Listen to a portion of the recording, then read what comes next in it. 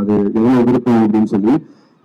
So அதுக்கு முதல்ல இந்த இனிஷியேட்டிவ் எடுத்து, அதாவது கிராஃபிக் நாவல்ங்கிறது இங்கிலீஷ்ல புதுசு இல்லை, நிறைய பார்த்துருக்கோம். பட் தமிழுக்கு அது திருப்பி இந்த இவ்வளவு ஒரு குவாலிட்டியா கொடுக்கணும் அப்படின்னு நினைக்கிறது வந்து எனக்கு தெரிஞ்சது ஃபர்ஸ்ட் டைம் நினைக்கிறேன். இவ்வளோ குவாலிட்டியில ஒரு புக்கில் பார்க்குறது. ஸோ இதுக்காக ஆகணும். ஏன்னா எனக்கு ஞாபகத்தில் இருக்கும்போது நான் பார்த்துட்டு ஒரே கிராஃபிக் நாவல் அப்போ வந்து ராணி காமிக்ஸ் நினைக்கிறேன், இரும்பு கை அப்படின்னு சொல்லி ஒரு புக் வாங்கணும். அதுக்கப்புறம் இல்ல புக் அது காமிக் புக், அது கொஞ்சம் லேட்டா சொல்றேன் போது இந்த வேலைக்கு வந்து. அதுக்கப்புறம் எனக்கு தெரிஞ்சது அந்த அளவுக்கு குவாலிட்டியா இருக்கிற ஒரு புக்கை நான் பார்க்கணும் படிச்சுட்டு ஃபர்ஸ்ட் ஒரு 10 days முன்னாடி மெடிசன் கொடுத்தாங்க, எனக்கு ரொம்ப பிடிச்சிருந்தது.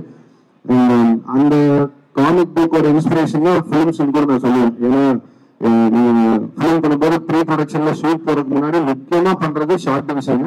அந்த ஸ்டோரி போர்ட் பண்றதுக்கெல்லாம் வந்து ஆல்மோஸ்ட் அது ஒரு காமிக் கைண்ட் ஆஃப் ஒரு விஷயம் தான். ஸோ அதுக்கெல்லாம் இது பயங்கரமா ஹெல்ப் பண்ணுது.